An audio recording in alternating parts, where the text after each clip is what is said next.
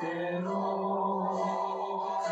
가리 주께로 가오니 나의 갈 길 다가도록 나와 동행하소서 세상 법이 아니함과 모든 명예 거리고 험한 길을 가는 동안 나와 동행하소서 주께로 가까이 주께로 가오니 나의 갈 길 다가도록 나와 동행하소서 어른 골짜 지나가며 험한 바다 건넜어 천국문에 이르도록 나와 동행하소서 주께로 가까이 주께로 가오니 나의 갈 길 다가도록 나와 동행하소서 아멘.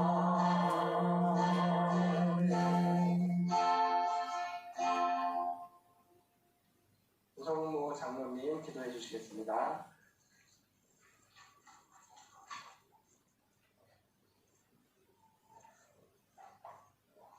기도하겠습니다.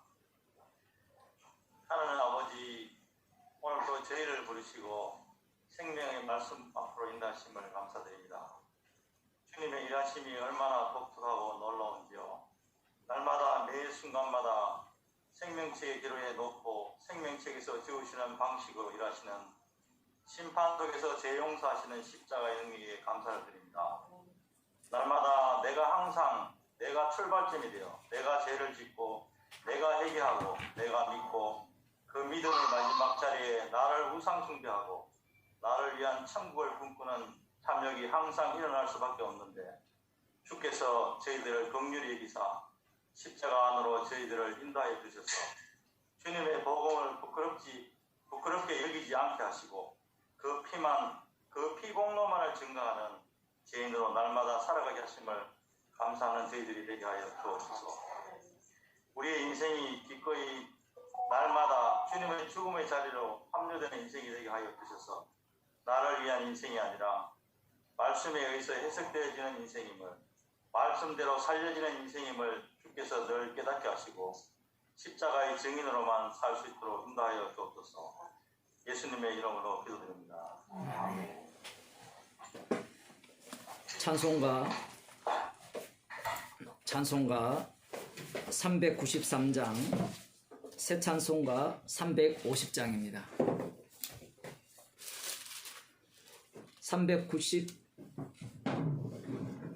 393장, 새 찬송가 350장입니다.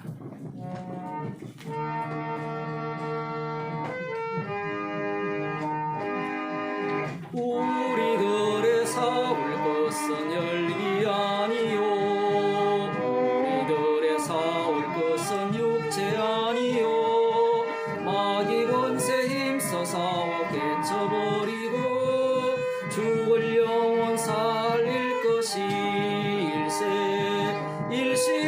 일심으로써 힘써 나가세, 일심으로써 힘써 싸우세.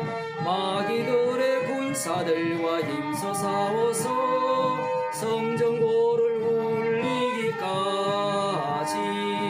우리들의 입은 바보쇠가 아니요, 우리들의 가진 금은 강철 아니요, 하나님께 받아가진 평화의 복음 거룩하신 말씀이로다. 일심 일심으로써 힘써 나가세 일심으로써 힘써 싸우세 마귀들의 군사들과 힘써 싸워서 성전고를 울리기까지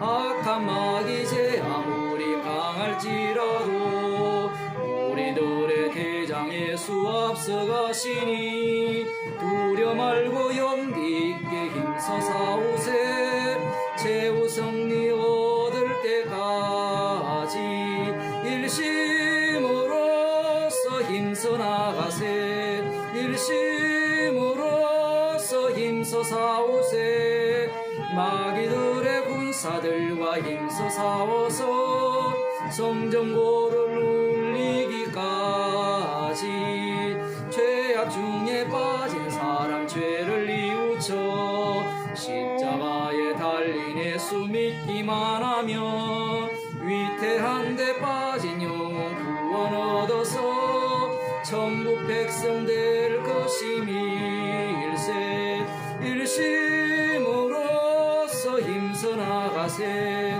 일심으로써 힘써 싸우세 마귀들의 군사들과 힘써 싸워서 성전고를 울리기까지.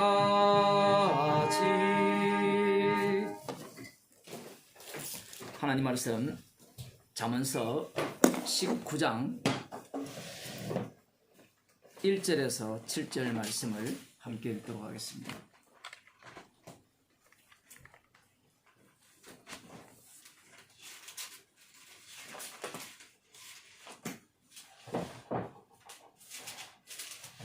성실히 행하는 가난한 자는 입술이 패리하고 미련한 자보다 나으니라. 지식 없는 소원은 선지 못하고 발이 급한 사람은 그렇다느니라. 사람이 미련함으로 자기 길을 굳게 하고 마음으로 여호와를 원망하느니라. 재물은 많은 친구를 더하게 하나 가난한 적 친구가 끊어지느니라. 거짓 정의는 벌을 면치 못할 것이요 거짓말을 내는 자도 피치 못하리라. 너그러운 사람에게는 은혜를 구하는 자가 많고 선물을 주기를 좋아하는 자에게는 사람마다 친구가 되느니라. 가난한 자는 그 형제들에게도 미움을 받거든 하물며 친구야 그를 멀리 아니하겠느냐 따라가며 말하려 할지라도 그들이 없어졌으리라. 지혜를 얻는 자는 자기 영혼을 사랑하고 명철을 지키는 자는 복을 얻으리라. 거짓 정의는 벌을 면치 못할 것이요 거짓말을 내는 자는 망할 것이니라. 아멘. 기도하시겠습니다. 말만 하면 거짓말을 내는 죄인들을 부르셔서 십자가의 증인으로 삼아주심을 감사드립니다. 오늘도 저희들에게 지혜와 계시의 영을 주시사 십자가 안으로 저희들을 인도하여 주옵소서. 예수님의 이름으로 기도드리옵나이다. 아멘. 하나님 말씀 사도행전 13장 42절에서 52절 말씀입니다.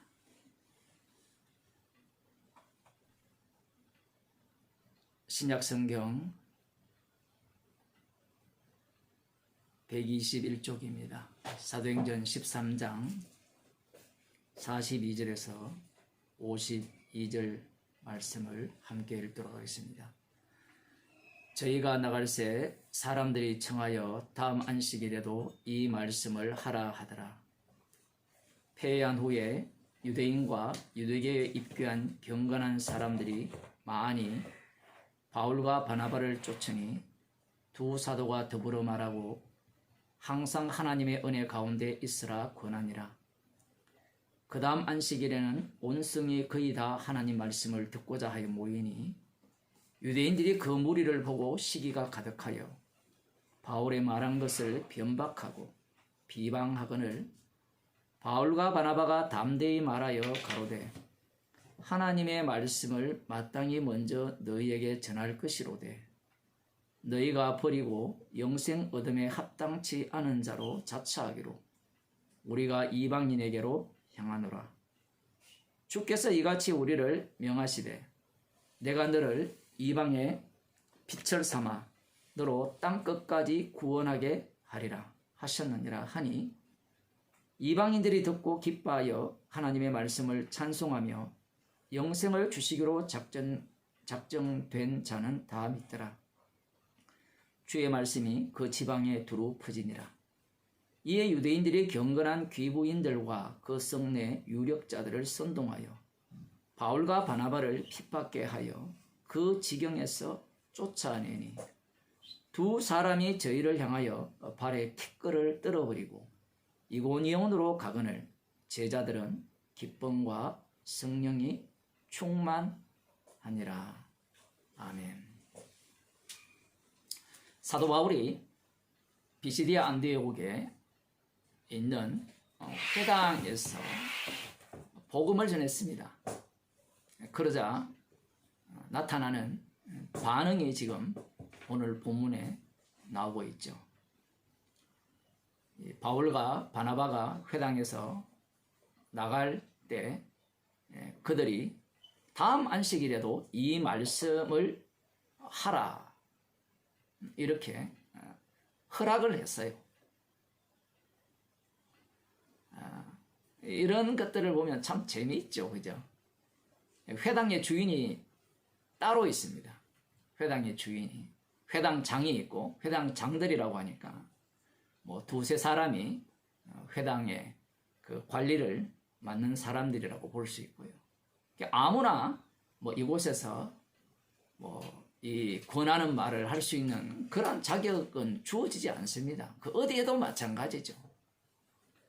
어디에도 마찬가지이기 때문에 지금 여기에서도 이 바울의 설교를 들어보니 다음 안식일에도 한 번 더 들을 만하다 그렇게 생각을 한 겁니다. 물론 여러분들이 뭐 제 설교를 들으면서 그 유대인들이 그 정도의 깊이 있는 말씀으로 이해를 했다면 뭐 이런 허락을 하지 않았겠죠. 그런데 우리들이 항상 염두에 둬야 되는 것은 무엇인가 하면요, 우리가 이 유대인들이 안다고 해서 자기 마음대로 뭔가를 결정 내리고 할 수 있는 것은 아무것도 없다라는 사실이에요. 이런 거죠. 가령 만일 이들이 바울의 설교를 듣고 마음에 들지 않는다고 해서 우리 같으면 당장 다음 주에는, 다음 안식일에는 말하지 마 이렇게 해야 되는 것이 정상인데, 그게 인간들의 생각인데 이 세상은요, 인간들 마음대로 되는 일이 아무것도 없습니다. 머리털 하나도 희게 하지 못하는데 말씀은 늘 들었는데 실제 적용을 하는 걸 보면 아무것도 안 믿는 것 같아요.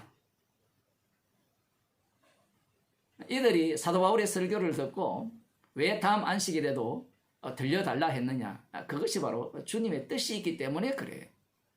나름대로 이들은 바울의 설교를 통하여서 뭔가 얻는 바가 있다라는 거죠. 그래서 이들은 그 바울의 이야기를 듣고자 하고요. 그 다음 보면 43절에 보면 폐해한 후에 유대인과 유대교에 입교한 경건한 사람들이 많이 바울과 바나바를 쫓으니 두 사도가 더불어 말하고 항상 하나님의 은혜 가운데 있으라 권했어요. 회당에 모인 모든 사람이 바울과 바나바를 쫓은 것은 아니에요. 회당에 있는 모든 사람이 아니라 많은 사람들, 많다라는 기준이 참 이게 애매하죠. 각자가 갖고 있는 생각이 다 다르기 때문에 누가가 흔히 누가복음이나 사도행전을 누가가 썼기 때문에, 의사이기 때문에 아주 세심하게 기록했다 하는데 뭐 지난번도 한번 그런 말씀 드린 것 같은데 그런 엉터리 같은 소리를 좀 안 했으면 좋겠어요. 많다 적다라는 것은 이 계시기 때문에 이 말씀이 이 우리를 지배하고 다루어야 되는데 인간들은 자기가 이 언어를 장악할 수 있다라고 생각하여서 자기 편에서 해석을 하는 겁니다. 이러한 어떤 사고방식은 죽을 때까지 포기하지 않죠. 지금 무슨 얘기를 제가 말씀드리고 싶은가 하면요. 이 사도 바울이 이렇게 말하잖아요. 항상 하나님의 은혜 가운데 있으라. 이렇게 권했어요. 그러면 우리들은 어떤 생각을 해요? 하나님의 은혜 가운데 있으라. 그것은 어떤 의미냐? 십자가 복음 안에 있으라. 십자가 가운데 있으라. 이렇게 들리죠. 저만 그렇습니까? 그런데 뒤에 사건을 보면 하나님의 은혜 가운데 있으라는 이 말 자체가 그렇게 권한 것 자체가 이들에게는 하나도 해당 사항이 없음이 되어버려요. 이 사도 바울과 바나바의 말을 듣는, 따라와서 듣고자 하는, 대화를 나누는 이들이 생각하는 하나님의 은혜 가운데 거함과 사도 바울이 하나님 안에 거함이 달라요. 왜 다르냐라고 할 때는 이제부터 잘 들으셔야 돼요. 왜 다르냐 하면요. 하나님의 말씀은 살아있어요. 많이 들어보셨죠? 교회 다니면서. 히브리서 4장 12절에 의하면 하나님의 말씀은 살았고 운동력이 있어. 좌우의 날선 어떤 금보다도 예리하다라는 거예요. 어떤 좌우의 날선 이 좌우라는 게 중요합니다. 그저께 제가 출애굽기 32장 그 말씀을 전하면서 이 레위 자손들이 허리에 칼을 차고 그들을 죽일 때 어떻게 도륙하느냐라고 할 때는 이 자기의 형제, 친구, 이웃, 성경에는 그 속에 다 들어가요. 자식도 뭐고 없어요. 다 죽여버립니다. 그게 3,000명이 넘어요. 이게 좌우의 날성금이에요. 좌우의 날성금은 어느 누구도 피해갈 수 없는 금입니다. 말씀은 살아있어요. 그래서 영과 홍과 관절과 골수를 찔러 쪼갠다. 이거 육적 요소고, 뒤에 보면 마음과 뜻과 생각을 감찰한다. 육에서 나오는 것들이죠. 인간 전체를 좌우의 날성금이 다 쪼개버립니다. 남는 게 없어요. 이게 말씀이 살아있다라는 내용이죠. 그런데 이 히브리서 4장 12절 말씀을 사람들은 어떻게 이해하느냐라고 할 때는 말씀이 살아있습니다. 내가 믿습니다. 그리고 살아있는 말씀을 내가 적용을 해요. 큐티가 그런 거거든요. 이렇게 되면 어떤 형국이 되느냐라고 할 때는 나는 살아있고 말씀은 살아있는 나에 의해서 살아난다라고 생각하는 거죠. 이렇게 되면 말씀은 죽었고요. 내가 살았다라는 얘기입니다. 지금 이 회당에 모여서 율법과 선지자의 글을 읽고 묵상하고 또 어떤 사람이 나서서 은혜 받은 것을 이렇게 권하고 위로를 하잖아요. 그러니까 이러한 모든 행위들이 어떤 모습이냐라고 할 때는 오늘날로 말하면 쉽게 말하면 큐티하는 거예요.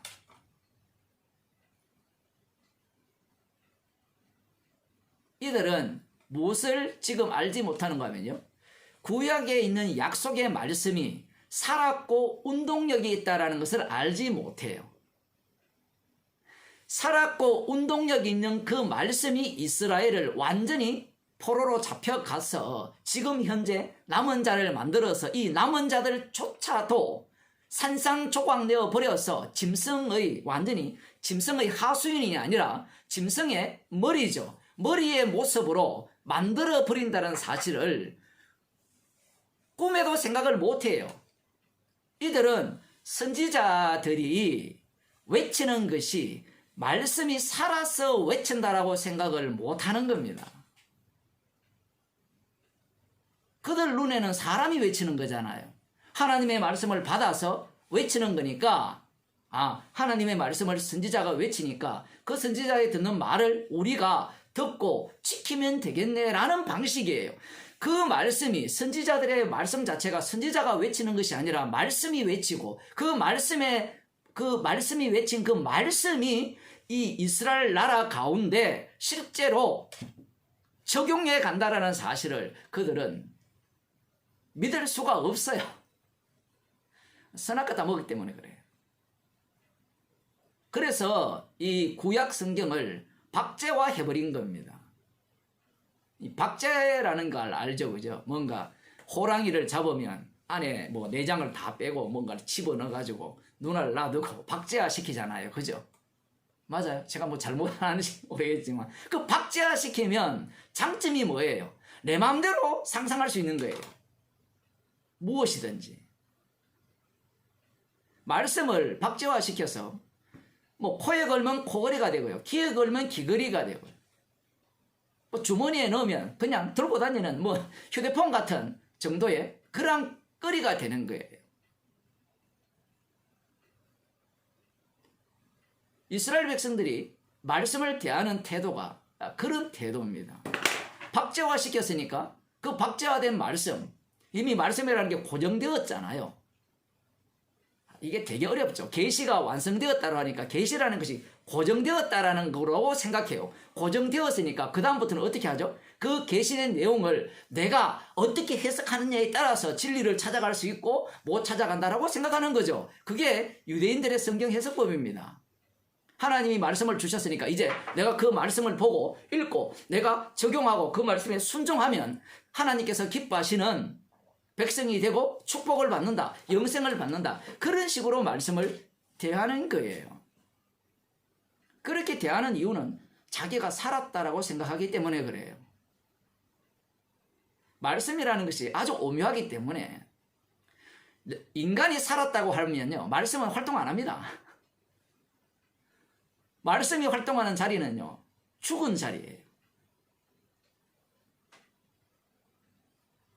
이사야 선지자 같은 경우에도 화로가 나여 나로 망하게 되었도다. 죽은 자리에 말씀이 활동을 해요. 이스라엘 백성들은 구약 성경을 읽고 율법과 선지자를 읽으면서 선지자들이 예언한 그 약속을 기다리면서 그들은 자신이 살아있는 그 상태에서 메시아가 오시면 그 메시아를 왕으로 세워서 하나님께서 약속하신 천국이 이루어질 것이라는 그런 기대감을 품고 있는 겁니다. 그러하기에 지금 사도 바울이 하나님의 은혜 가운데 있으라 이렇게 얘기를 했을 때 저쪽이 듣는 것과 사도 바울이 말하는 게 달라요. 사도 바울이 예수님을 만나기 전에는 하나님의 은혜 가운데 있다라는 것은 어떤 의미냐라고 할 때는 말씀에 순종하는 거예요. 율법과 선지자들의 말을 듣고 귀를 기울이는 겁니다. 오히려 율법과 선지자의 말을 듣지 않고 우상 숭배하고 자기를 위해 살고 세리와 창기처럼 살아가는 그러한 인생을 사는 자들은 하나님의 은혜 가운데 있지 않는 자라는 거예요.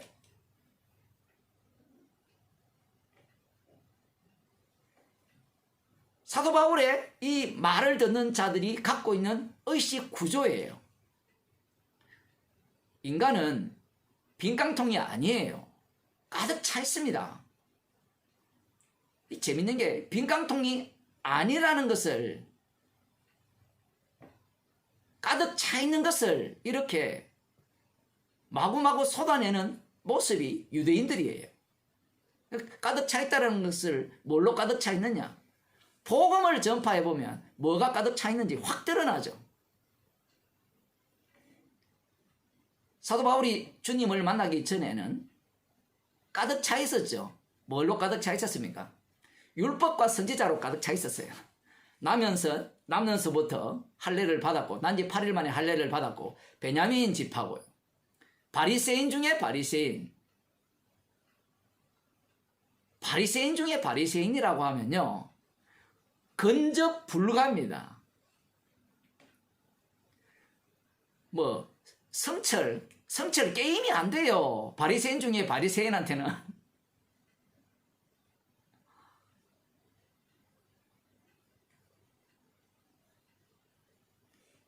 것들로 가득 차 있었죠. 그런데 주님이 찾아오시니까 그러한 가득 참이, 율법과 선지자로 가득 참이 어떤 모습이었느냐, 적나라하게 드러나죠. 하나님을 살해한 자라는 겁니다.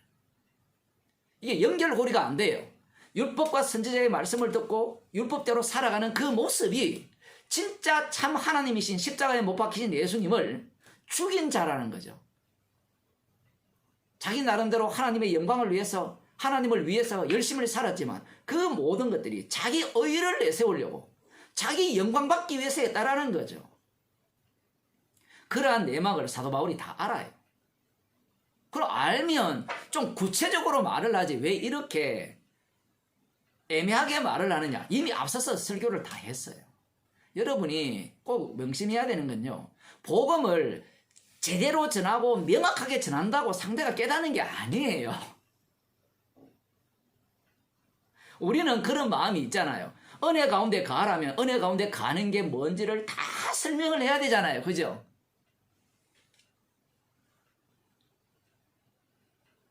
그런데 주님이요, 그 말만 하라면요, 그 말로 끝내면 돼요. 주께서 그렇게 하세요. 그거는 여기는 여기까지, 오늘은 여기까지. 뭐 저 같은 성질을 좀 별로 안 좋은 사람은 끝까지 이야기하는 사람이 있는가 하면 주님이 멈추게 하면 멈춰야 되거든요. 그러니까 우리는 이걸 분명하게 이야기하고 제대로 설명하면 저쪽이 깨달을 것이다, 이런 예상을 하잖아요. 그래서 사도 바울이 하나님의 은혜 가운데 머물러 있으라, 은혜 가운데 계속해서 머물러 있으라, 이 말이 아쉬운 거죠. 그럴 필요 없습니다. 주께서 거기까지 전하라면 거기까지 전하면 돼요. 왜냐하면 누가 살아계세요 지금? 사도 바울은 죽은 자고 주님이 살아계시죠. 주님이 살아계신다라는 것은 사도 바울은 죽었다는 거예요. 그런데 하나님의 은혜 가운데 가라 라는 이 말을 듣는 그들은, 자기들은 살아있고 누가 죽었어요? 자기들이 믿는 여호와도 우상이기 때문에 의미가 없습니다. 살아있기 때문에 참 하나님을 죽여버리고 제거해버린 거예요. 제거해버리고 그들이 믿는 하나님은 우상 하나님이 되어버린 겁니다. 사도 바울이 이 말을 들었을 때 앞부분에 설교들이 다 있잖아요. 나무에 달린 자를 주께서 죽은 자 가운데서 무덤 속에서 부활시켜서 그를 주님으로 세우셨다. 그것이 약속을 우리에게 주신 내용이다. 이건 이해의 문제가 아니에요. 만일에 이해의 문제였으면요, 주님께서 성령을 우리에게 주실 필요가 없습니다. 자, 여러분 다 이해했어요? 이제 이해했으니까 여러분 구원받았습니다. 이렇게 가는 게 아니에요.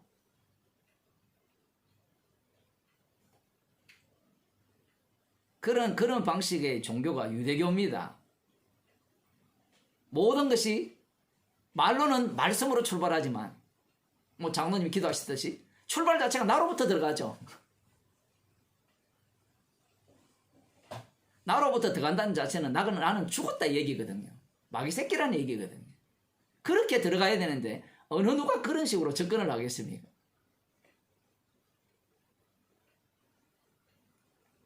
말씀을 박제화해버렸기 때문에 그 박제하다는 말씀을 내가 요리하겠다는 거예요. 우리가 복음을 전하면요, 이런 이야기를 해요. 목사들이 다 신학이 다 다르고 수많은 사람들이 자기가 옳다는데 그러면 너만 옳으냐?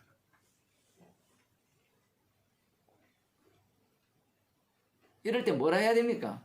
십자가만 전하면 돼요. 왜냐하면 세상 자체는 모든 게 상대적이에요. 각자 진리니까 진리를 누가 찾아요? 자기가 찾잖아요, 자기가. 그러니까 내 마음에 드는 교회를 찾아내야 되는 겁니다.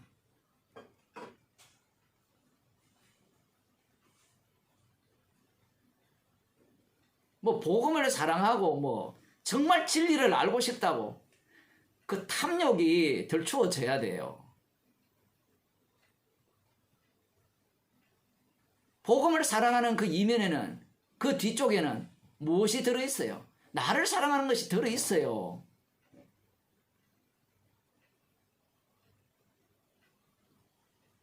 복음을 찾아 나선다는 자체가 벌써 내가 살아있다라는 거잖아요. 살아있는 내가 복음을 찾아 나섰으면 주님이 죽여버려야죠. 그 주님에 의해서 죽임을 당해야 십자가 피 외에는 자랑할 게 없어야 되거든요. 목사님, 십자가 피도 중요하지만요, 우리가 말씀으로 모였으니까 서로 사랑해야 되고요, 서로 용납해야 되고요. 지금 서로 사랑과 용납이다, 피를 증가하는 내용인데, 자기가 생각하는 새로운 공동체, 그런 교회 주변에 가득하잖아요. 괜찮은 공동체. 그거 괜찮아요. 사람들 잘 모입니다. 그 허경영이가 그 교주잖아요. 지가 심판주라 그러는데, 뭐 어제 뭐 보신 분 뭐 보셨는지 모르겠지만, 저는 안 봤어요. 안 봤는데 뭐 우리 복음을 전하는 사람은 뭐 뉴스도 봐야 되니까. 입장료가 10만 원.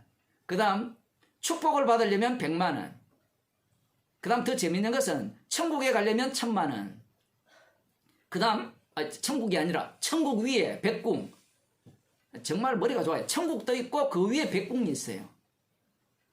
그 백궁에 가려면 1000만 원. 그리고 그 백궁에 보좌에 누가 앉아 있어요? 허경영이 앉아 있는데, 허경영이 심판주라 하잖아요. 지가 심판주니까 그 심판주 옆에 앉을 사람은 1억. 여러분, 이렇게 이야기하면 따를 사람이 없을 것 같죠? 그 돈 액수가 어느 정도인지 몰라요. 뭐 이만희만 그런 게 아니고요. 뭐 문선명부터 시작해서 이런 소리 하면 언제 죽을지 몰라가지고, 목사님 그런 말 하면 안 됩니다, 이렇게 얘기하는데. 누가 누구를 뭐 죽이고 사람의 뜻에 달리는 거 하나도 없어요, 여러분. 그렇게 이야기할 때 사람들이 돈을 내고 1억 내고 뭐 10억 내고 거기에 가는 이유가 뭐예요? 그들이 아는 천국은 나로부터 출발하는 천국이기 때문에 그래요. 오늘날 교회가 다 그런 모습 아니에요? 헌금하고 기도하고 봉사하고, 그거 왜 해요?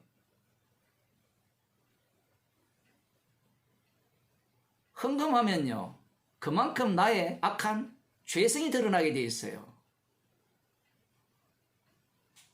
인간은 본성상 자기가 행동하는 것을 잊지 못해요.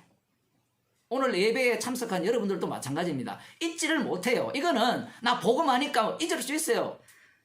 귀신 들린 겁니다. 인간은 못 잊어요. 주님은 그러한 못 잊음 속으로 투입시키죠. 은사를 통해서 투입시키면 주님의 일은 주님의 일로 고스란히 남기시고 우리를 죄인 만드셔서 십자가와 만나게 하죠. 그런데 오늘날 교회는 십자가를 빼버리죠. 십자가를 빼버리니까 여러분이 오늘 예배당 온 것, 이 코로나로 모이지 말라는데 지금 완전히 이상한 사람들인데 지금 모여가지고 그렇게 한 거, 이건요, 주님 보시기에 기쁨이 안 돼요.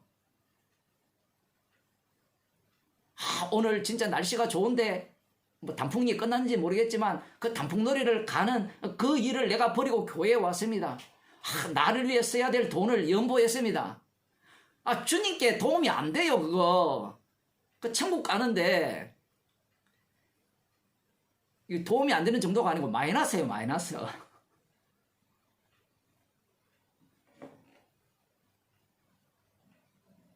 십자가를 전가하는 봉사고 예배고 연보고 이런 건데, 인간은 그 십자가를 전가하기 위한 그 일들을 뭘로 바꿔버려요? 성령께서 책망을 해주시지 아니하면 자기의 의와 자기의 행위로 바꾸어 버리는 겁니다. 이것은 유대인들이 꼭 그랬죠. 하나님이 주신 선물을 자기 소유화시키잖아요. 언약은 선물이거든요. 선물은 선물 주신 분에 의해서 마음껏 활동을 하시죠. 그런데 선물을 딱 주시니까 이들은 선물을 자기 소유화시켜버립니다. 그 소유화의 그 끝판이 지금 예수님을 살해하는 자리까지 오게 된 거죠. 자, 그러자 어떤 일이 발생했는가? 44절입니다. 그 다음 안식일에는 온 성이 거의 다 하나님 말씀을 듣고자 하여 모였어요. 자, 다음 주에도 안식일날 와서 말씀을 전해달라 했잖아요. 한 주간의 텀이 있는 거예요. 주님의 일하심이 이런 게 되게 재밌어요. 그 사이에 소문이 났겠죠. 소문 또 누가 내셨어요? 주님이 내게 하셨어요. 그리고 이 지역은 비시디아 안디옥이니까 이방 지역이죠. 그러면 대부분이 이방인들이라고 보시면 됩니다. 그런데 재밌는 것은 이 유대인들이 이방 지역에 있지만 이방 지역에 있는 이들의 권세자들과 상당히 결탁이 되어 있어요. 기부인들도 있었으니까, 회당으로, 그러니까 유대교로 들어온 기부인들도 있었으니까, 어쨌든 이 권력까지, 그 종교와 권력까지 이들이 다 거의 좀 과하게 표현하면 장악했다라고 볼 수 있어요. 마치 예루살렘에서 예수님을 죽였다 했잖아요. 예루살렘에 있는 관원들과 유대인들, 그들이 누구와 결탁해 있었어요? 헤롯, 그리고 본디오 빌라도, 그들과 결탁해서 예수님을 나무에 달아 죽여버리죠. 그 모습이 이 비시디아 안디옥에서 똑같은 모습을 보여주고 있다는 사실입니다. 권력과 종교가 결탁되어 있어요. 무엇 중심으로? 회당. 이게 되게 중요합니다. 회당. 예루살렘은 무엇 중심으로? 성전. 여러분들이 이 회당 중심이라는 게 우습게 여기지만요, 지금 모임 장소를 정해서 광나루에서 이제 주로 모이게 되는데, 그 이제 뭐 탕자교는 아웃이니까 떠나간 거고, 이름이야 뭐 아무것도 중요하지 않으니까. 인간이라는 자체가 보이는 나의 몸, 보이는 장소, 여기에 늘 주목을 하거든요. 지금 여기 회당에 모인 이 사람들 중심으로 어떤 일이 펼쳐지는가? 여기 보면 유대인들이 그 무리를 보고 시기가 가득했어요. 이 유대인들은 누굽니까? 안식일마다 회당에 모여 율법과 선지자의 글을 읽고 듣고 배움을, 가르침을 받는 자들입니다. 자, 그러면 이 유대인의 시기, 온 성 사람들이 안식일 날 이 복음을 들으려고 몰려오니까 유대인들이 왜 시기가 났어요?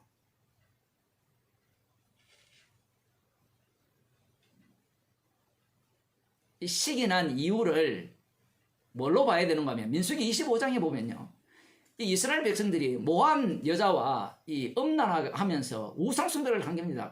우상숭배를 해요. 이 과거에는요, 예수님 당시도 마찬가지고요, 고린도 교회나 뭐 그 당시, 그 이전도 마찬가지예요. 우상숭배라고 하면 무조건 거의 그 여자들이 그곳에 머물고 있어요. 뭐 남자 자기도 있을 수 있고 여자들도 있을 수 있는데 거의 다 성관계로 그 우상숭배를 하는 거예요. 여기에 누가 나서는가 하면 비나스가 나서서 하나님의 질투심으로 그들을 죽여버립니다. 이스라엘 사람과 이 여인을 함께 창으로 깨버려요. 꼬치를 만들어버리죠. 이 칭찬을 받았어요. 지금 바울이 전하는 이 내용이, 바울이 전하는 복음이 유대인들이 듣기에는 복음은 아니죠. 다른 복음이잖아요. 그러면 다음 주도 왜 이야기하라느냐 라고 할 때는 뭐 서로가 조금 더 들어보자, 얼마든지 그럴 수 있잖아요. 인간은요, 지가 지 마음을 모르거든요. 완전히 다른데, 어떤 경우에는요 적극적으로 반응해서 돌을 던지는 경우도 있고요, 어떤 경우에는 이 시간을 두고 분노가 올라오는 경우도 있고요, 이걸 더 길게 하면 10년, 20년, 30년이 될 수도 있고요. 70년 동안 복음 전하고 복음하다가 나중에 71살 때 어떤 모습이 나오는가 하면 이 본 모습이 확 튀어나올 수도 있고.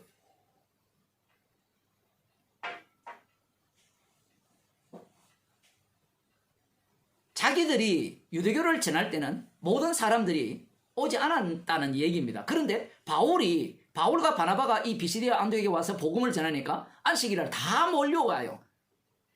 야, 이거는 마치 이 시기난 바리새인들과 비슷하죠. 그런데 이 시기가 어떤 시기냐라고 할 때는요, 항상 우리가 뭐 염두에 둬야 될 것은, 유대인들은요 항상 율법과 선지자들이 가득 차 있어요. 여호와 하나님만 믿는 자들입니다. 절대적으로 믿는 자들이에요. 그러면 이들의 시기는 어떤 시기냐라고 할 때는, 바울이 전한 그 하나님은 가짜죠. 이제 대충 이제 눈치를 챈 겁니다. 표현을 하면 어떨 때 사람들이 다 몰려오니까 돌아보자. 이게 제가 전한 게 뭐지? 우리가 전하는 것과 율법과 선지자를 해석하는 것과 전혀 다른 거였네? 그러면 어떻게 해야 되죠? 이 비나스의 질투심, 하나님을 향한 질투심, 그 열정입니다. 그 열정은 살해죠, 살해. 그 질투심이 이들 가운데 불붙듯이 일어난 거예요.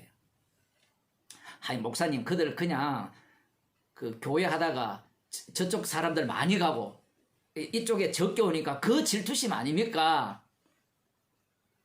그것도요, 다 포함되어 있어요. 그 경계선이 없어요. 그 유대인들의 특징은 그냥 자기 생각을 이렇게 끄집어내는 게 아니라 말씀을 갖고 자신들이 생각을 끄집어내는 그 행동에 옮기는 거예요. 아니, 목사님 너무 그들을 과하게 평가하지 않습니까? 라고 하지만 우리 자신들을 보더라도요, 항상 이 자기가 믿는 바를 갖고 모든 것들을 이야기를 하게 돼 있어요. 굉장히 거룩한 질투예요. 거룩한 시기고요.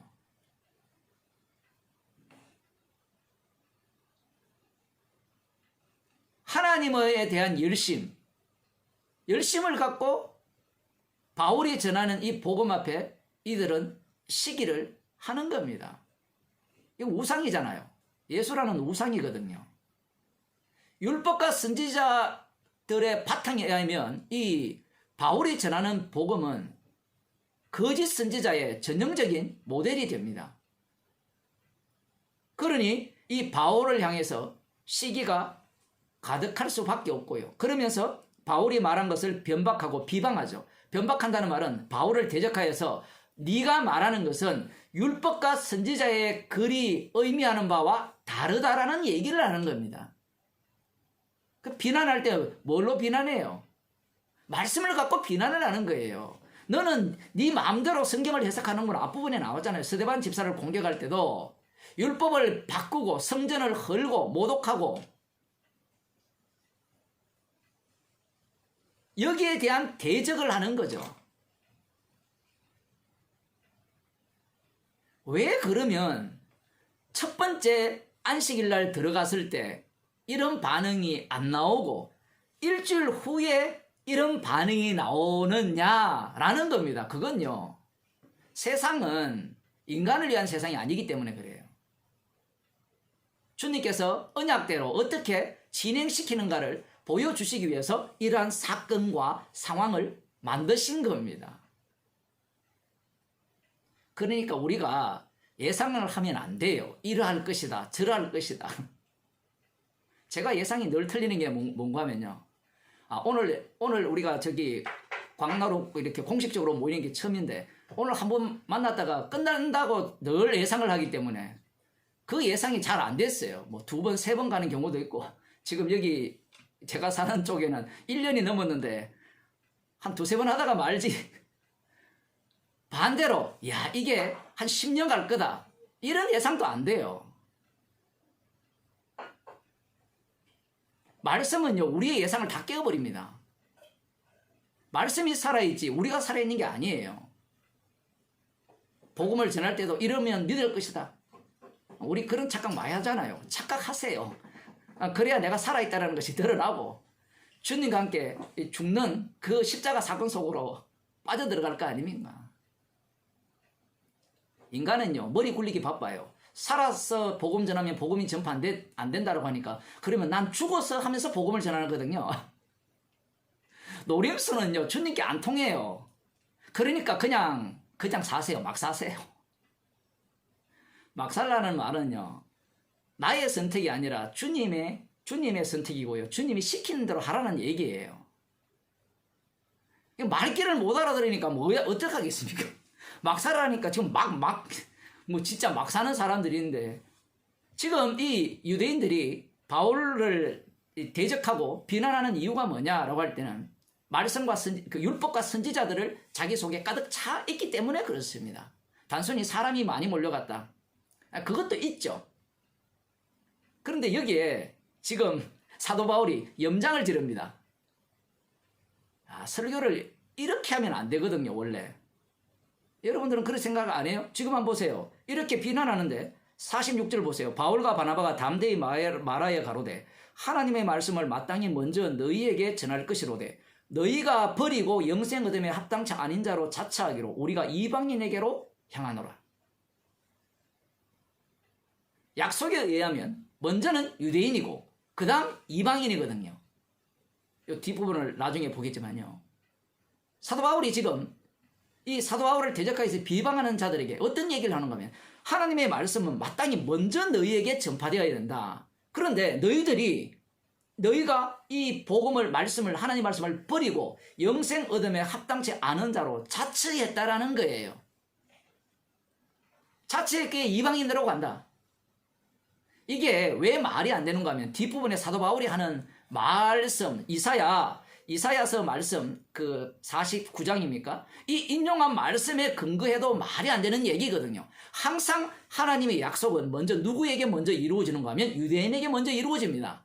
그 다음 유대인 남은 자에게 이루어지고 그 다음 이방인에게로 가게 되어 있거든요. 그 순서 자체가.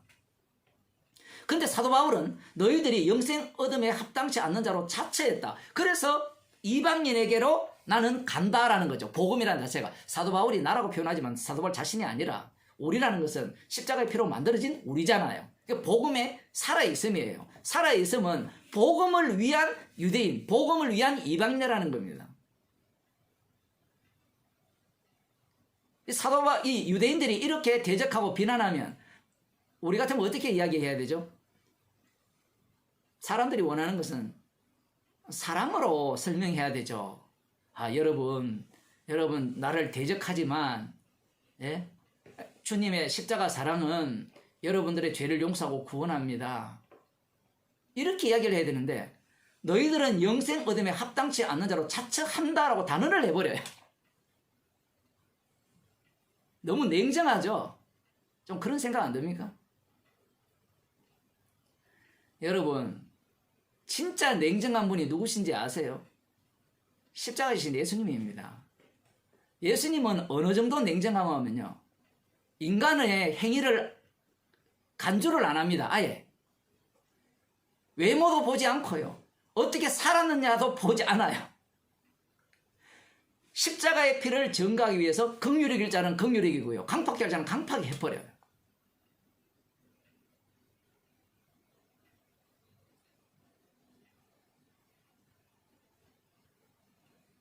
예수님은 사랑입니다라고 할 때 그 사랑은 긍휼히 여김을 받은 자에게만 해당되는 사랑이에요. 그런데 이 사랑은 철저하게 지옥 보낼 자를 지옥 보내는 배제시키는 사랑이에요. 그래서 시편에 보면 하나님의 인자하심을 노래하면서 어떻게 노래합니까? 원수를 완전히 박살내보는 인자하심을 찬양하거든요. 원수를 진멸하는 인자하신 하나님. 그게 무슨 인자가 됩니까, 그게?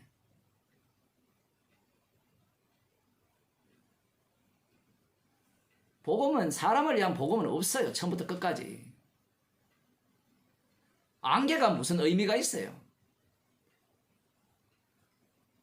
증거하고, 그때까지 증거하다가 사라져야 되죠. 사도 바울의 관심은 사람에게 있는 것이 아니라, 한 사람 더 전도하는 곳에 있는 것이 아니라 어디에 있는 겁니까? 주님의 일하심에 있죠. 주님이 12제자를 불렀잖아요. 12제자를 불러서 함께 다녔다면 가룟 유다를 지옥 보내는 것이 과연 사랑이냐? 가룟 유다를 지옥 보내는 게 사랑입니까? 가룟 유다를 지옥 보내야 사랑의 제대로 된 사랑을 보여줄 수 있어요. 지옥은 천국을 보여주기 위한 장소거든요. 지옥이 없으면요, 천국이 의미가 없어요.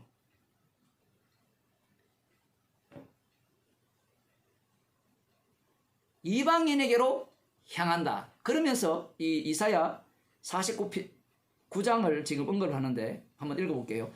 주께서 이같이 우리를 명하시되 내가 너를 이방의 빛을 삼아 너로 땅 끝까지 구원하게 하리라 하셨느니라 하니. 이사야 49장 보겠습니다.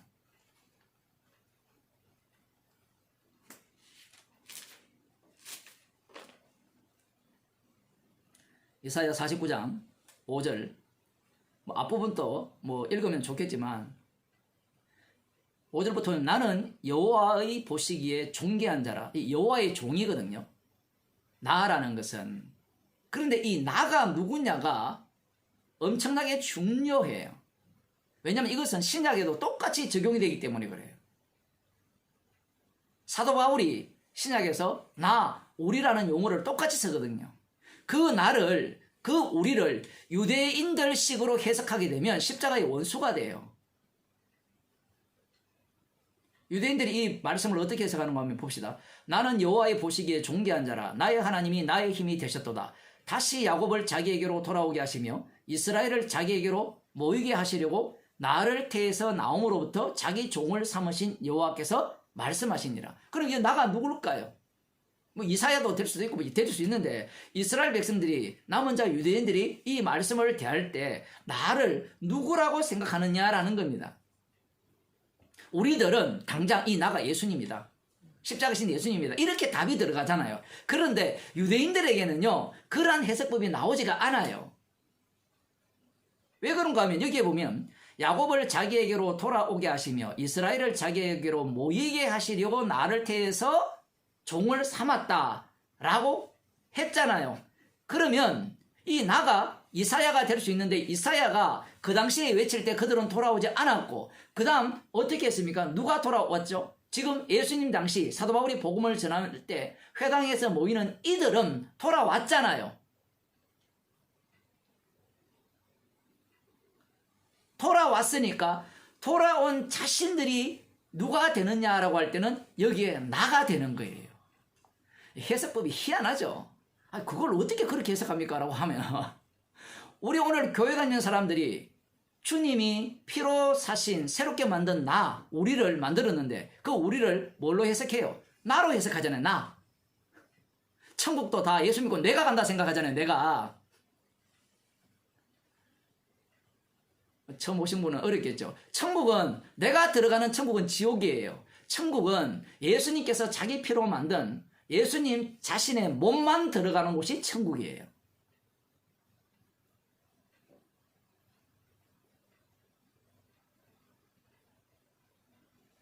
그런데 오늘날 교회는 내가 들어가는 천국을 꿈꾸잖아요. 내가 들어가니까 누가 들어가야 되죠? 우리 가족이 들어가야 되고 우리 가족이 들어가면 우리 민족이 들어가야 되고 우리 국가가 들어가야 되고 그래서 국가를 위해서 기도하고 민족을 위해서 기도하고 가족을 위해서 기도하고 나를 위해서 기도하고 이 기도하는 내용을 들어보면 완전히 이방인들 분명히 먼저 그의 나라와 의를 구하라 했잖아요. 그의 나라와 의는 십자가이신 예수님이죠. 그럼 예수님이 이 세상에 의해서 미움을 받아서 제거되어 당했잖아요. 그러면 그의 나라와 의를 구하는 기도가 된다면 이 나라를 망하게 하옵소서라고 기도해야 되죠. 나를 망하게 하옵소서, 우리 가정을 망하게 하옵소서, 우리 민족을 망하게 하옵소서, 이 세상을 하루속히 멸망시키옵소서. 그게 요한계시록에 나오는 아멘 주 예수의 어서 오시옵소서라는 외침 아닙니까?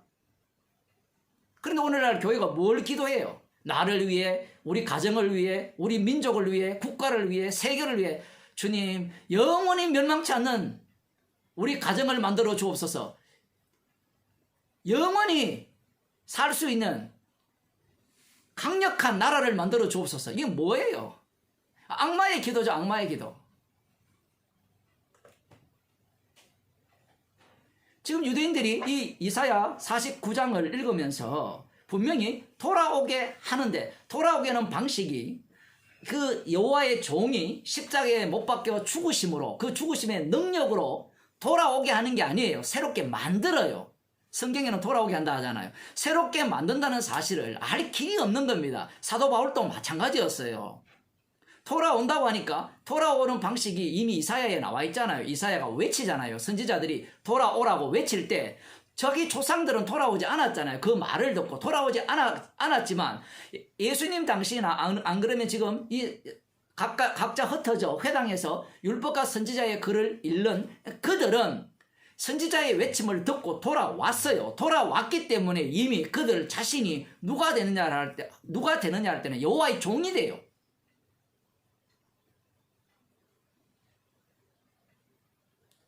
(6절을) 봅시다.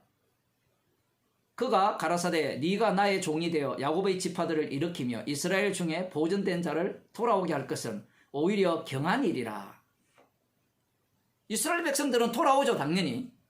이렇게 돌아오게 하는 것은 오히려 경한 일이다. 자기들은 이미 돌아왔다라는 겁니다. 돌아왔기 때문에 그 다음 디아스포라잖아요. 이방 지역이 흩어져 있잖아요. 흩어진 그들에게 자신들이 빛이 되어서 그들이 유대교로 들어오게 한 겁니다. 지금 그 현장이 지금 비시디아 안디옥 회당이에요.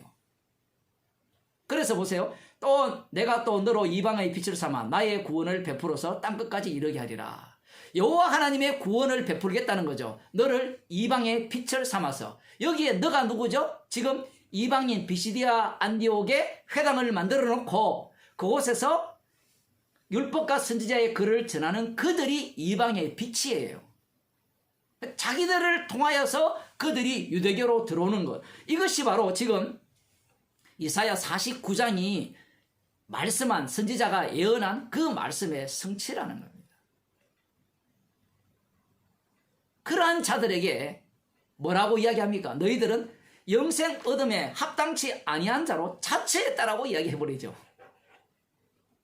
지금 영생을 전하고 있는 그들이죠. 이방의 빛이 되어서 그들을 향해서 영생 얻음에 합당치 않은 자로 자처했다는 겁니다. 그래서 우리는 이방인에게로 간다라는 겁니다.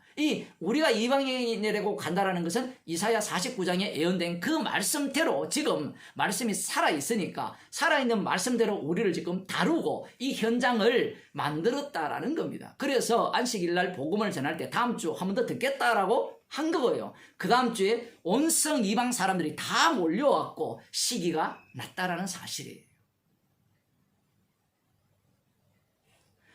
내가 너를 이방의 빛을 삼아 너로 땅끝까지 구원하게 하리라. 여기에 보면 주께서 이같이 우리를 명하시되라고 하죠. 우리. 주님이 계시고 우리가 있죠. 그러면 여기에 우리가 누굽니까? 바울과 바나바라고 생각할 수 있죠. 만일에 바울과 바나바다라고 하게 되면요, 그 해석법이 바로 유대인들의 해석법이 돼요.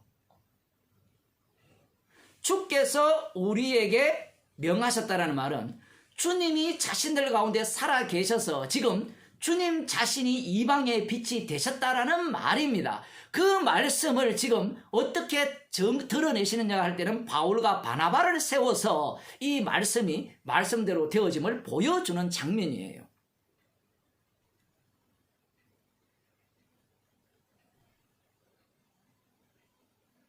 달리 말하면 아까 말씀이 살아있다 했잖아요. 박제가 되어버리면 이런 겁니다. 복음이 박제가 되어버리면 일을 누가 하느냐라고 할 때는 바울과 바나바가 해요. 십자가에 달려 죽으시고 부활하셔서 승천하셨으니까 주님은 하늘 우편에 계시고 주님은 이 땅에 계셨을 때는 직접 일을 하셨지만 하늘 우편에 계시니까 가만히 계세요. 이제 우리가 주의 일을 하겠습니다. 이렇게 덤벼드는 게 오늘날 교회거든요. 그런데 사도 바울과 바나바는 그 이야기를 하는 게 아니라 주님이 우편에 살아계셔서 항상 우리를 위해 간구하시죠. 그 기도는 유효합니까? 유효하지 않습니까? 유효하죠. 어떻게 유효합니까? 성령을 우리 가운데 보내주셔서 친히 주님 자신이 우리와 함께 살고 계시잖아요. 나는 죽었고 내 안에 그리스도께서 사시잖아요. 그 사시니까 주님이 지금 이방의 빛으로서 이방인들을 불러 모은다는 겁니다. 그리고 이방인들을 불러 모은다는 것은 이 이사야 선지자가 예언한 그 예언의 말씀을 누가 성취한다는 겁니까? 주님이, 십자가신 주님이 지금 이 자리에 자신의 정인들을 세워서 고스란히 지금 성취하신다라는 얘기예요. 그러면 유대인들은 뭐냐? 그들은 왜 시기가 났고 바울을 대적합니까? 바울을 대적한다는 것은 주님을 대적하는 거거든요. 이 일이 바로 주님의 일이라는 겁니다. 이게 중요해요. 왜냐하면 그러니까 이 바울과 바나바가 이 비시디아 안디옥을 떠날 때 발에 먼지를 떨어버리잖아요.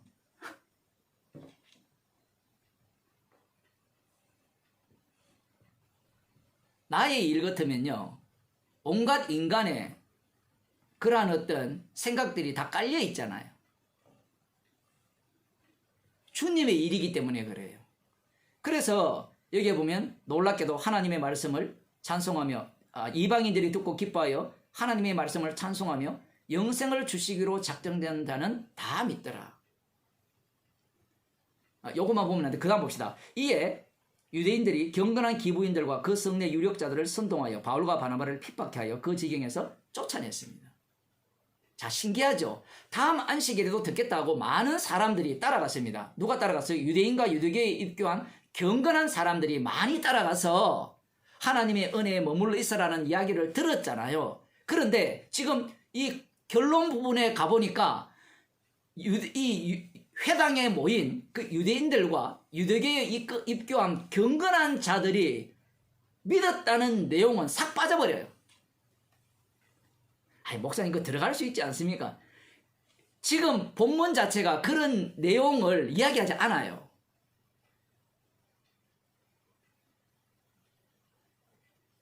주님이 희한하게 일을 하시죠. 오히려 여기에 보면 유대교에 입교한, 여기에 보면 유대인들이 경건한 기부인들 이야기하잖아요. 기부인. 이 경건한 기부인들은 유대교에 입교한 자들이죠. 표현을 하면. 이들의 힘을 빌어서 그 남편의 권력을 이용해서 바울과 바나바를 핍박하는 겁니다. 하나님의 말씀에 머물러 있으라, 하나님의 은혜에 머물러 있으라는 말씀이 어떤 식으로 작동을 해버려요? 오히려 핍박으로 오는 그러한 사건이 일어나 버린 거예요.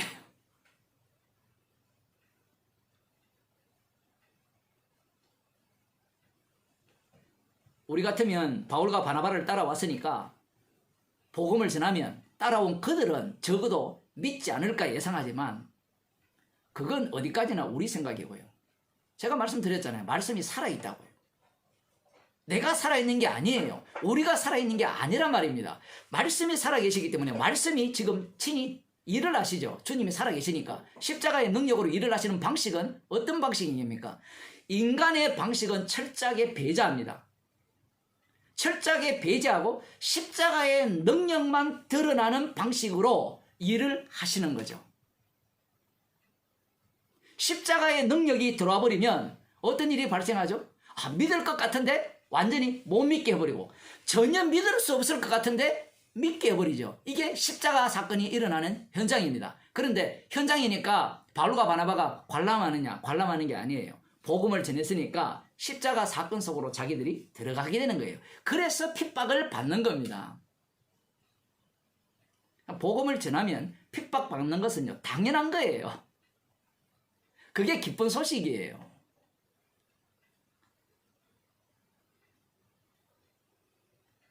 그 이유는 이들과 함께 주님이 동행하기 때문에 그렇습니다. 그래서 주님의 십자가는 복음이 전파되는 곳마다 계속해서 반복이 되는 거예요. 내가 복음을 알았으니까 이 복음을 전하면 저 사람이 구원받을 거다. 물론 주님이 구원할 자는 구원하고 지옥 보낼 자는 지옥 보내는데 그 복음 전한 자는 반드시 고난 속으로 합류당하게 되어 있습니다.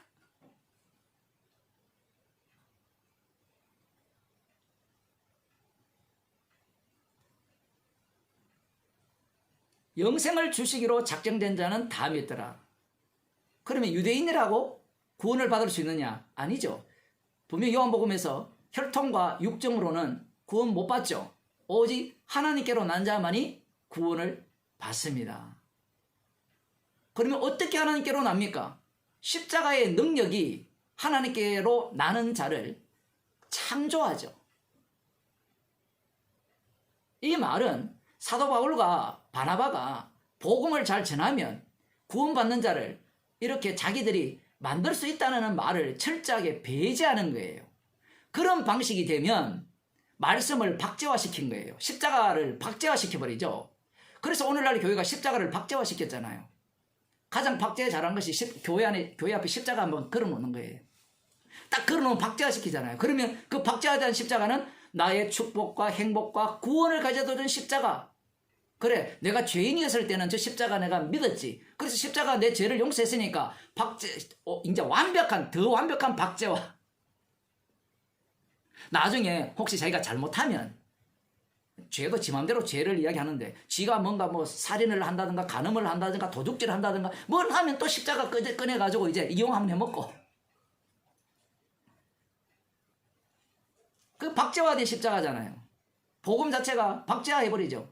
박제하는 방식이 뭔가 하면요. 이 지식을 나열해서 이게 정답이야 라고 하는 자들이 박제화시키는 자들이에요. 제가 유튜브 그 댓글 계속 쓰시는 분 어떤 글은 내가 삭제하는 이유가 뭔가 하면 이 복음을 박제화버렸어요. 박제화.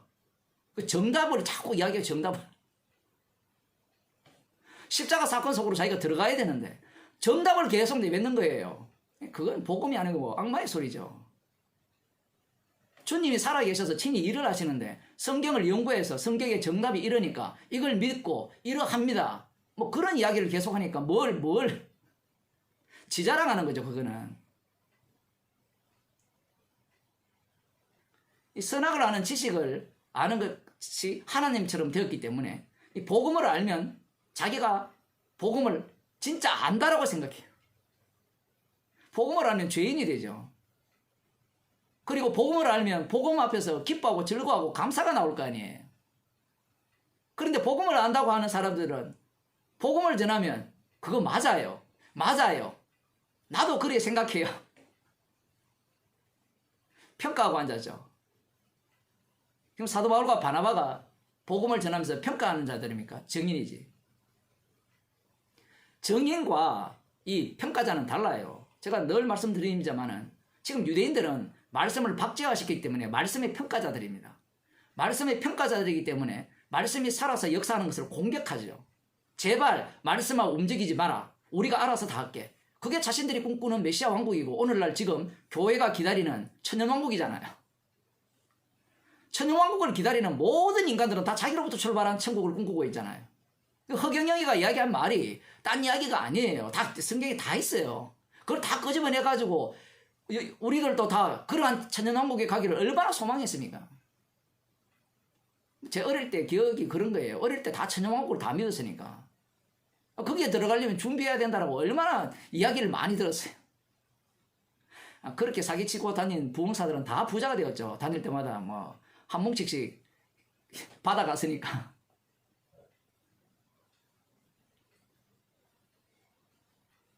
십자가 자체를 박제화 시켜버리는 거예요. 복음을. 주님께서 그 박제하는 것을 완전히 부수는 방식이 뭔가 하면 모이게 하는 겁니다. 만나게 하는 방법이에요. 사람들 직접 모이면요. 지금 저기 광나루에 너무 많이 모이셨는데 별별 일이 다 일어나요. 이미 딱 보는 순간 인간의 마음속은 외모를 먼저 판단을 쫙 하거든요. 스캔을 딱 뜨고 판단 딱 하고 그 다음 말 한마디를 딱 들으면 자기가 아는 신앙을 갖고 다 판단해버리고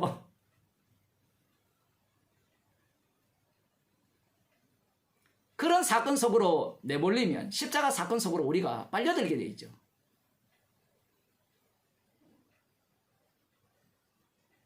죄인으로 드러나야 되는데 복음을 박제화시키니까 계속해서 나는 복음을 아는 의인이 되는 그런 모습. 그게 지금 유대인들입니다. 놀라운 사실은 이방인들이 믿고 듣고 기뻐하여 믿었다는 거예요. 그러면 이게요. 이 논리 구조가 말이 안 돼요. 이런 깊이 있는 말씀을 이들이 다 깨달았단 말이냐? 깨달아서 기뻐하는 게 아니고요. 성령을 줘버리니까 십자가 속으로 들어와버린 거예요. 그럼 십자가 속으로 들어왔으니까 또 우리는 이 십자가의 피언어를 다 알아서 들어왔습니까? 주님 쪽에서는 이미 끝냈어요. 완료했습니다. 그 완료성을 보여주는 세계로 들어온 거예요. 그러니까 이들에게는 아주 작은 부분이라도 기쁨에 넘칠 수밖에 없는 거예요. 알아서 기쁜 게 아니에요. 십자가의 피로 용서받은 그 긍휼의 그릇으로서 이 주님의 죽으심을 심판주 되심을 증거하기 위해서 자기들을 긍휼로 그릇으로 불렀다는 자체가 기쁨이라는 겁니다. 복음은 영생을 주시기로 작정된 자만 다 믿게 돼 있어요. 그러면 또 이걸 갖고 그럼 영생을 주시기로 작정된 자만 믿습니다. 이것만 자꾸 외치는 사람이 있어요. 복음을 전하라니까. 복음을 전해놓고 영생을 주셔야 믿습니다. 작정된 자라야 믿습니다. 이것까지 얘기할 필요 없어요. 이거는 결과예요. 결과.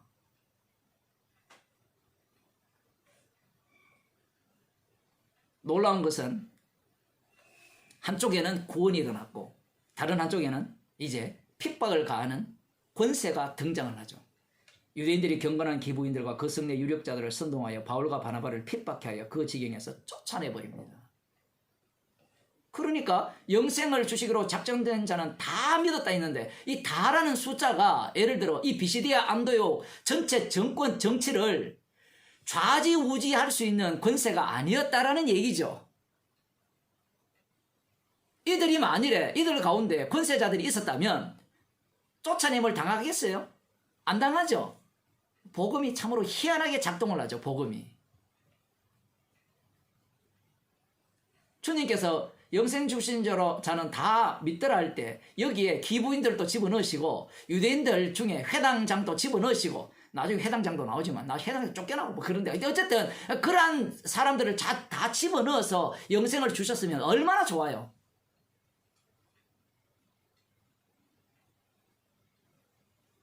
그렇게 되는 경우는 거의 없습니다.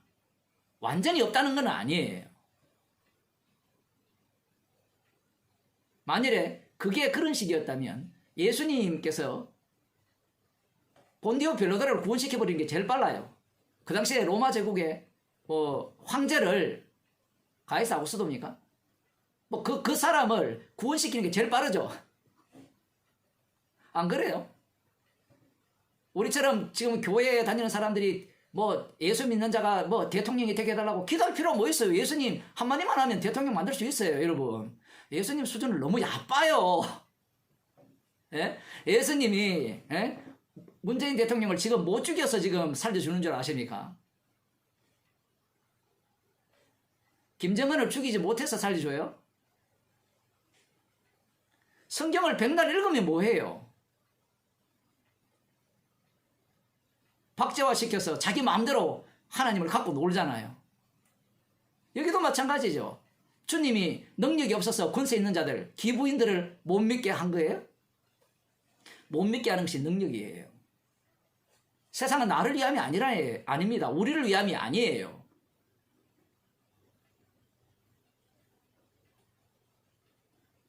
영생 얻는 자는 다 믿었는데, 영생 주식으로 작정된 자는 다 믿었는데 바울과 바나바는 막상 쫓겨나는 이 십자가의 능력, 이 기쁨이 이들이 충만했어요. 더 놀라운 행동은 앞서도 말씀드린 것 같이 이들을 향해서 저들을 향하여 발에 티끌을 떨어버립니다.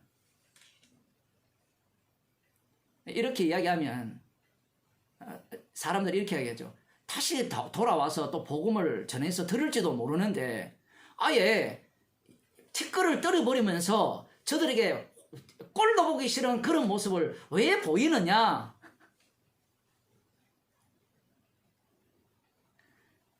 인간은요, 주도권을 갖지 못해요. 악마의 종이든지 주님의 종일 뿐입니다. 말씀이 현장이라 했잖아요. 예수님께서 마태복음 10장에서 10장 14절이죠. 말씀을 듣지 아니하면 발에 티끌을 떨어버리라 했거든요. 이 말은 혈과 육, 정이 아니라는 얘기입니다. 그리고 다음에 와서 또 믿을 수 있으니까, 다음에 전하면 그럴 수 있으니까 굳이 이런 행동까지 할 필요 있느냐? 말씀을 박제화시키면 그런 말씀을 하시면 돼요. 말씀이 살아있으면 발을 떨라 할 때는 떨어버려야 돼요. 떨지 말라 하면 안 떨면 되고요.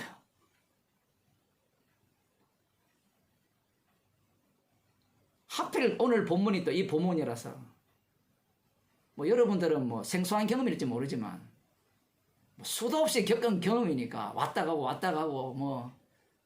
원래 그렇잖아요. 전방에 사람들이 왜 옵니까? 전방이라니까 못 알아듣는 가게에 왜 옵니까? 자기 원하는 바를 구하기 위해서 오잖아요. 그럼 사면 가야죠. 제가 있는 여기에서도 수도 없이 왔다 갔어요.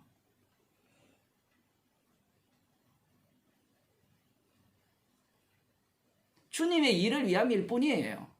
다시 주님이 돌아오게 하면 감사한 일이고, 그거야, 우리 인간의 마음은 그러한 거잖아요. 인간의 마음은. 진짜 사랑하면 복음을 전해야 되지. 가족들을 사랑한다면 복음을 전해야 되지. 친하게 지내는 게 그게 그들을 죽이는 일일 수도 있습니다. 주님이 내 형제 자매를, 레이지파가 제가 설교할 때 말씀드린 것 같이 칼을 차고 누구를 먼저 죽여버립니까? 자기를 죽여요. 그 사람들은 얼마나 신이 났겠어요. 하나님 편에 섰으니까 하나님은 내 편이야. 그러니까 이제 이 우리들에 의해서 이 칼을 찬 우리들에서 누가 죽어야 돼? 하나님 편 아닌 자들 너희들이 죽어야 돼 라고 생각했는데 하나님께서 모세에게 지시한 내용은 너의 형제, 너의 이웃, 너의 친구를 죽여라. 그것도 골라 잡아서 죽이는 게 아니에요. 무자비로 죽여버립니다. 무자비하게. 선택권이 없어요.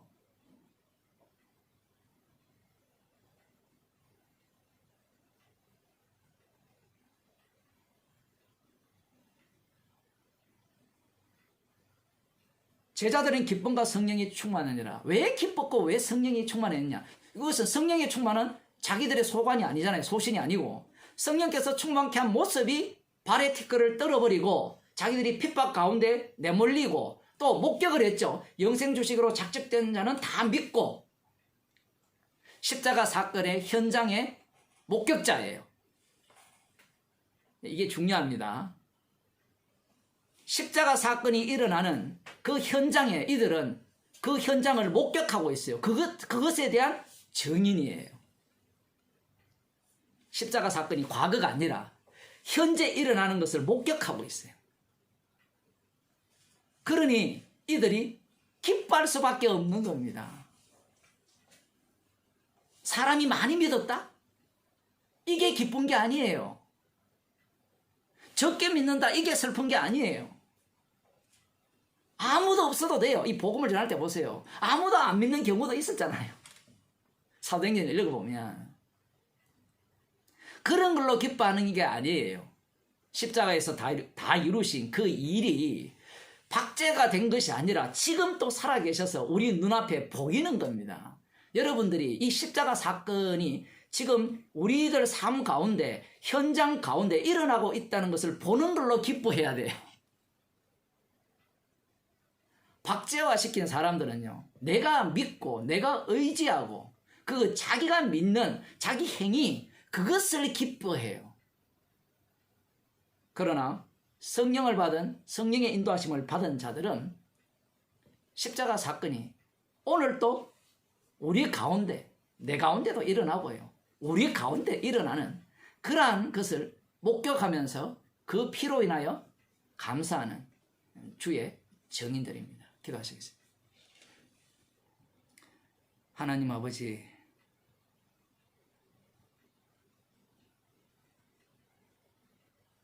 말씀이 살아계셔서 친히 일하심을 증거하기 위해서 죄인을 불러서 복음의 증인으로 삼아주심을 감사드립니다. 십자가로 승리하신 주님을 바라보며 그 일을 드러내는 그 현장 속에 살아감을 즐거워하고 기뻐하는 주의 백성이 되게 하여 주옵소서. 주 예수 그리스도의 은혜와 하나님 아버지의 크신 사랑과 성령의 교통하심이 주님의 살아계심만을 전하는 죽은 자로 살아가기를 소원하는 주의 백성에게 축원하옵나이다.